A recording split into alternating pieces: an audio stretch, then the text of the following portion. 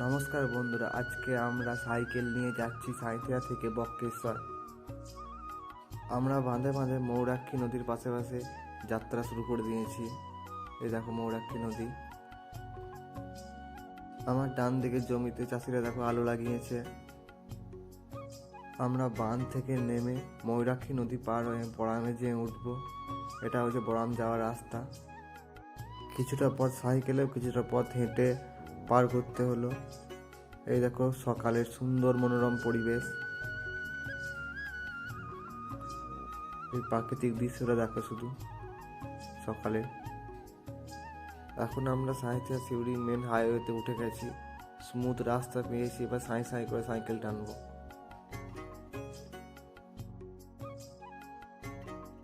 চাটা খেয়ে এবার আমরা সিউড়ি থেকে বেরোচ্ছি রাজনগর লাইনে। আমরা এই বাঁ দিকে রাস্তা ধরে রাজনগর যাব।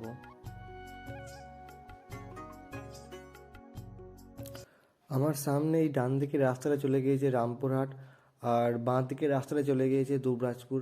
আর আমরা যাব সোজা রাজনগর লাইনে। আর এখান থেকে বক্রেশ্বর প্রায়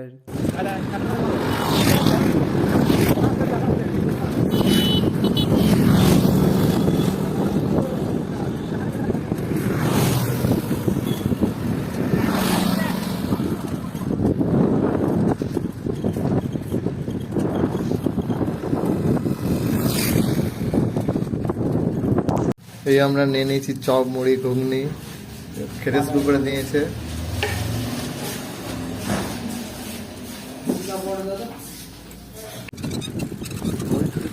আমরা আমাদের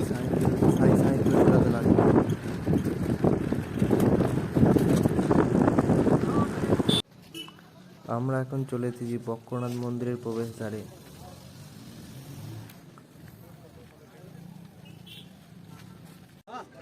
5 টাকা টিকিটের বিনিময়ে আমরা বক্রেশ্বর উষ্ণ প্রসবনে প্রবেশ করলাম।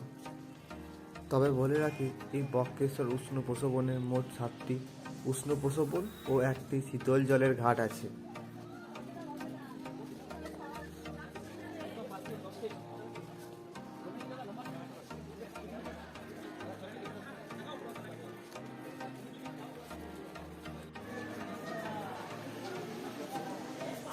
এই জলে চান করার সময় কিন্তু সাবান তেল ইত্যাদি মাখা বারণ।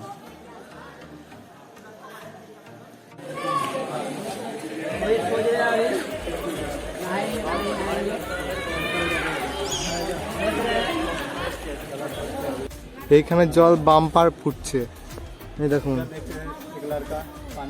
এখানে জলটি প্রায় 72 ডিগ্রি সেন্টিগ্রেড তাপমাত্রায় ফুটছে।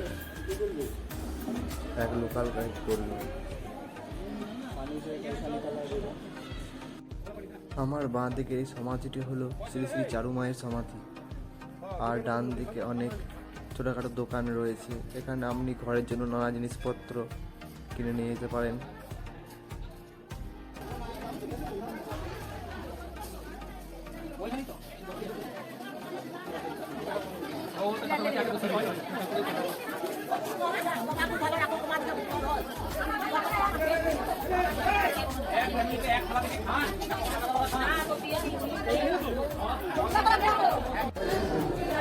আগে পুজো সেরেন, তারপর ঘোরাঘুরি করুন।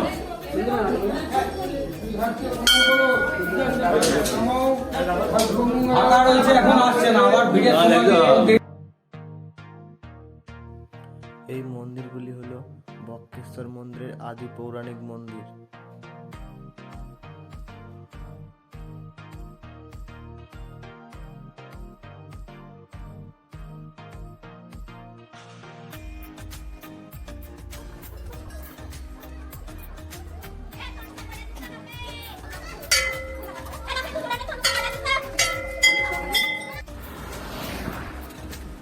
তারপর আমরা বাড়ি ফেরার পথে রওনা দিলাম।